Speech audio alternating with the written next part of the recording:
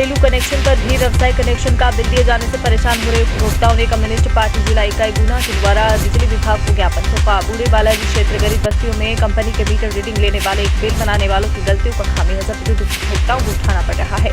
घरेलू उपयोग में लिए जाने वाले विद्युत कनेक्शनों का बिल व्यवसाय कनेक्शन के हिसाब से 2 किलोवाट के हजारों रुपए के बिल आ रहे हैं। इसकी जांच उपभोक्ताओं को दोबारा बिल दिया जाए और जांच भी की जाए। देखिए संवाददाता रणजीत चंदेल की रिपोर्ट गुना मध्य प्रदेश। शहर के बूढ़े बालाजी वार्ड क्रमांक 9, 8, कुसमोदा, नई बस्ती सहित गरीब बस्तियों में आपकी कंपनी के मीटर बाटकों व बिल बनाने वालों की गलतियों का सामना विद्युत उपभोक्ताओं को करना पड़ रहा है, जिसके कारण घरेलू उपयोग में लिए जाने वाले विद्युत कनेक्शन का बिल व्यावसायिक कनेक्शन के हिसाब से 2 किलोवाट के हजारों रुपए दिए जा रहे हैं। वहीं गुना में बमोरी भारतीय कम्युनिस्ट पार्टी के चुनाव कार्यालय का उद्घाटन हो चुका है। भारतीय कम्युनिस्ट पार्टी के राज्य परिषद सदस्य राहुल सागर, प्रहलाद दास बैरागी, कार्यकर्ता एवं पदाधिकारी उपस्थित रहे। इस दौरान प्रांतीय महासचिव प्रहलाद दास बैरागी ने कहा कि शिवराज सिंह चौहान ने किसानों के हित में आज तक कोई काम नहीं किया है। कई ज्योतिरादित्य सिंधिया जिन्होंने सरकार गिराई, जिनको सरकार गिराने का पूरा श्रेय जाता है, उन्होंने आज तक किसानों के हित में एक शब्द नहीं बोला। वही समर्थन मूल्य किसानों को नहीं मिल पा रहा। भारतीय कम्युनिस्ट पार्टी के प्रत्याशी मनोहर मेहरोत्रा ने कहा, भाजपा कांग्रेस दोनों का ही एक ही चेहरा है जो वर्तमान में चुनाव लड़ रहे हैं। भाजपा छोड़कर कांग्रेस में आए हैं और कांग्रेस छोड़कर भाजपा में आए हैं। दोनों ही प्रत्याशियों ने केवल पाले बदले हैं। देखिए संवाददाता रणजीत चंदेल की रिपोर्ट गुना मध्य प्रदेश।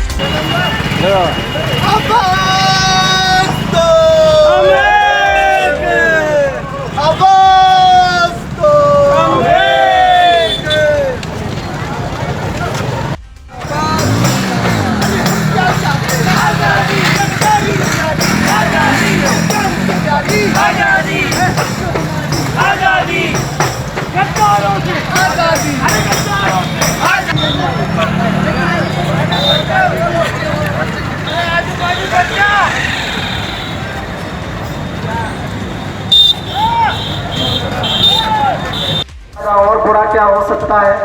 तो साथियों, इस बार मेरा तो इतना सा कहना है कि ये सोच के कि आप वोट को खराब कर रहे हो, खराब समझ के मुझे दे दे, मैं साहस स्वीकार करता हूं। और अगर आपके काम न आया तो आप मोदी जी तो कहते हैं लात मार देना, मैं लात की बात नहीं कर रहा हूं, पर हाथ पकड़ के आप कभी भी ये कह देना, अगर दोबारा आपके घर पे आऊं वोट मांगने के, भैया 15 महीने या 3 साल पहले आपको दिया था, आप किसी काम नहीं आए, आप बाहर चले जाओ। गुनाखेड़ थाना क्षेत्र के अंतर्गत हनुमान चौकी से बाइक चोरी के अपराध में आपराधिक घटनाओं का सिलसिला लगातार जारी है। पहले भी टैक्सी मंदिर की चोरी हो चुकी है, कई गाड़ियां यहां चोरी का सिलसिला लगातार जारी है। हाल ही में लगभग सुबह 10 बजे के समय टैक्सी मंदिर के परिसर से बाइक चोरी हुई। बाइक का नंबर MP08MN0504 चुरा ले गए हैं चोर। सीसीटीवी कैमरे में इसकी सारी तस्वीरें कैद हो चुकी है। फरियादी आलोक शर्मा ने बाइक चोरी की रिपोर्ट केन थाना में दर्ज करवाई है। वहीं गुना में चोरी घटनाओं पर अंकुश लगाने से पुलिस पूरी तरह से विफल हो रही है। संवाददाता रणजीत चंदेल की रिपोर्ट गुना मध्य प्रदेश।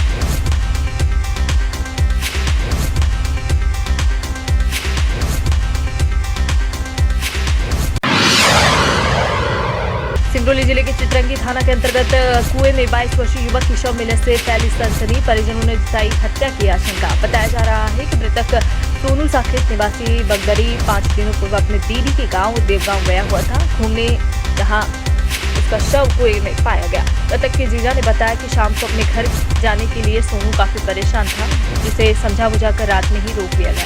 सुबह देखते हैं तो सोनू अपने बिस्तर पर नहीं था। फिर सभी लोग सोनू की तलाश करते हैं। काफी देर बाद पता चलता है कि कुएं में सोनू का शव पाया गया है। संवाददाता उपेंद्र डूबी की रिपोर्ट, सिंगरौली मध्य प्रदेश। भाई का नाम सोनू साकेत, माता का नाम राजकुमारी, गांव बगदरी।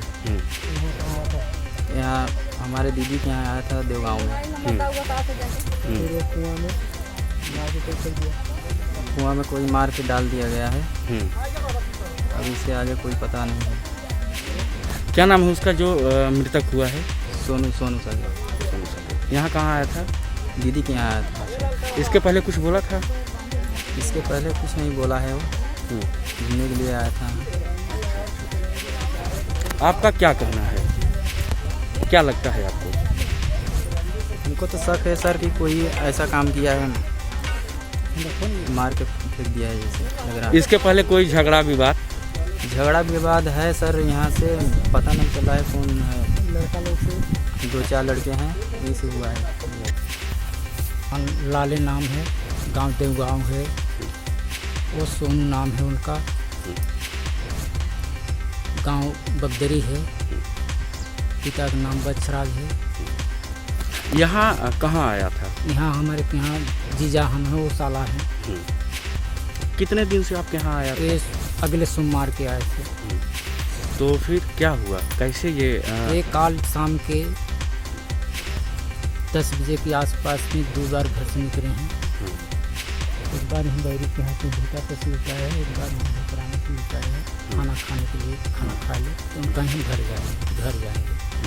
फिर वहाँ से पकड़ के लिए आए हैं, फिर दोबारा देरी आए हैं तो खाना खाएंगे, खाना खाए के फिर लेटे हैं। लेटे के बाद में हम लेट गए हैं, फिर बाद घर से उठे हैं, अंदर से हटका दे के फिर हम सो गए हैं।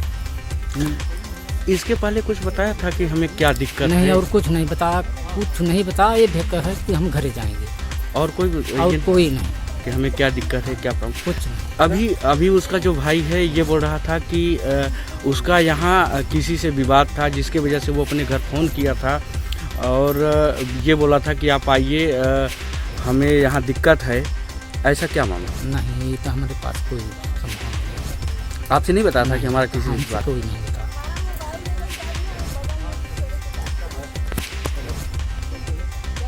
सारे हमारे मोबाइल से मोबाइल है,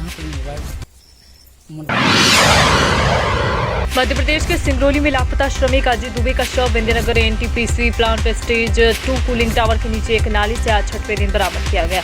बता दें कि विंध्यनगर एनटीपीसी प्लांट के स्टेज 4 में कार्य कर रहे स्टार इलेक्ट्रिकल्स में रीडिंग्स डाटा फीडिंग का कार्य करता था। श्रमिक 28 वर्षीय अजीत 9 अक्टूबर की रात रहस्यमय ढंग से ड्यूटी के दरमियान गायब हो चुका था।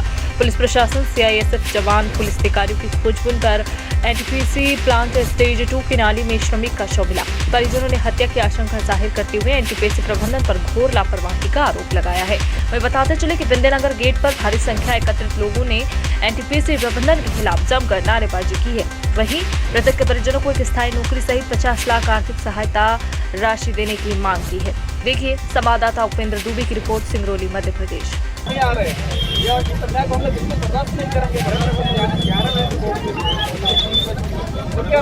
शासन से मेरा बात हुआ तो लोग कह रहे हैं कि वहाँ से अभी सेटलमेंट कराने की बात हो रही है। सेटलमेंट कैसा सेटलमेंट बता रहे हैं कि 1 लाख रुपए देने की बात कर रहे हैं नौकरी का।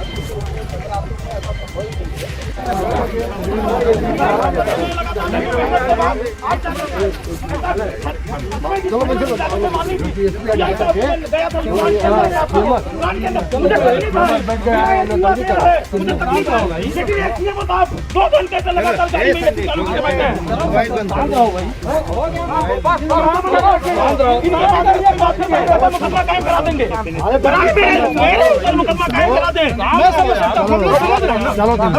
नहीं, वो माफी मांगे। वो 2 घंटे से गाड़ी में एसी चालू करके बैठे हैं।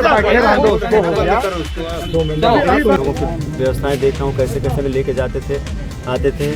हमें आशा था कि मिल सकता है, क्योंकि एनटीपीसी पर हमें पूरा भरोसा था कि एनटीपीसी कैंपस से बाहर कभी जा ही नहीं सकता। कई लोग बोलते थे कि नहीं, मतलब उसका मर्डर भी नहीं हो सकता। भाई एनटीपीसी में इस तरह का कभी हुआ नहीं। हम कैसे किए हैं हम नहीं जानते हैं। हमारे भाई, मैंने एनटीपीसी में जब वो ड्यूटी करने गया, लौटा नहीं वापस, तो हम लोग खोजे, क्योंकि हमें पूरा भरोसा था कि वो अभी ज़िंदा है, क्योंकि एनटीपीसी के अंदर ऐसा हो ही नहीं सकता। लेकिन आज जब इतनी फोर्स इकट्ठा, हम खोजने के चक्कर में कहीं ना कहीं होगा। ऐसा नहीं हो सकता कि वो बाहर भाग नहीं सकता, तो होगा कहीं ना कहीं। और गलत तरह की फीलिंग आ नहीं रही थी हमारे ऊपर, क्योंकि वो एनटीपीसी की इतनी व्यवस्थाएँ हैं।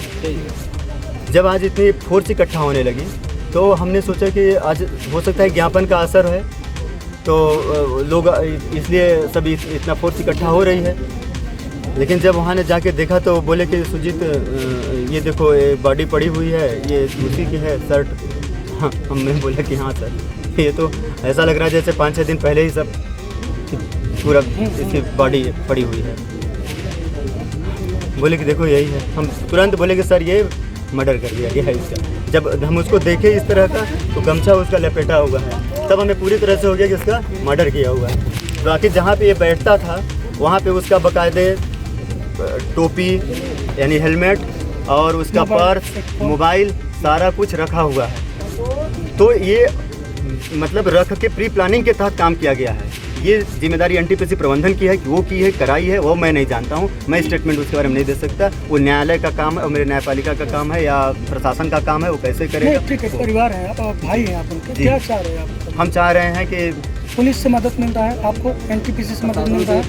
एनटीपीसी से मदद मिलता तो यही हाल होता। हमें एनटीपीसी पे पूरा शिकवा शिकायत है मुझे। एनटीपीसी के अंदर मेरे भाई को जब ड्यूटी करने गया तो वापस प्लांट है उसके अंदर मिला था और वो कैनाल के अंदर फंसा हुआ था और उसकी बॉडी जो है डिकम्पोज होकर के फूल गई। अब उसको पीएम कराया है, 5 डॉक्टरों की भी टीम ने पीएम किया है। फीवर वोन और उसका जो तीसरा है जब किया गया, जांच चल रही है। रिपोर्ट आने के बाद और जो भी परिस्थिति साक्ष्य है उसके आधार पर आगे भी घोषणा की जाएगी। 5 दिन बाद परिवार का कहना था कि 5 दिन का समय लग गया, काफ़ी टाइम लग गया, बाकी उसी जगह पर शव मिला। इतना देरी क्यों हो गया परिवार वालों को? बॉडी पानी के अंदर थी और डिकम्पोज होकर के जब ऊपर आई तब समझ में आया। सर्चिंग तो हम 5 दिन से ही करा रहे थे और एनटीपीसी का कैंपस बहुत बड़ा है और उसमें बहुत से संयंत्र लगे हुए हैं, इस वजह से ही जल्दी विलम्ब हुआ। सर, शख्स गायब था जिस तरीके से ड्यूटी ऑन ड्यूटी गायब हुआ, वो पंप ऑपरेटर था। जाहिर सी बात है रिपोर्ट उसने नहीं दिया था, समय पर रिपोर्ट नहीं मिला। वरिष्ठ अधिकारी रहे होंगे, कॉन्ट्रैक्टर रहे होंगे, जो भी हो रहे होंगे, तो क्या उनके खिलाफ कोई एक्शन नहीं लिया गया? यानी एनटीपीसी अपने हाल पे चलता रहा पूरी रात? नहीं, ऐसा नहीं है। वहाँ पे जो है और भी लोग कंट्रोल रूम में थे। एक कंट्रोल रूम इनके पास था और वो पूरा सिस्टम जो है और कंप्यूटर से चलता है और केवल इनको व्हाट्सएप में ग्रुप में अपनी रिपोर्टिंग करना होता है। अब जब 3 बजे जो हाउसकीपिंग वाला आया उसके बाद इनको जानकारी हुई कि ये व्यक्ति जो है मिस है और वहाँ पे अपने केबिन में उपस्थित नहीं है। उसके बाद उसकी सर्चिंग जारी। आप लोगों ने काफ़ी प्रयास किया, लगातार प्रयास कर रहे हैं। आपके दृष्टिकोण से क्या लगता है, क्या रहा होगा इस घटना को? अब ये जांच का विषय है। पीएम रिपोर्ट आने दीजिए, पीएम रिपोर्ट आ जाएगी उसके बाद निकाल लिया जाएगा।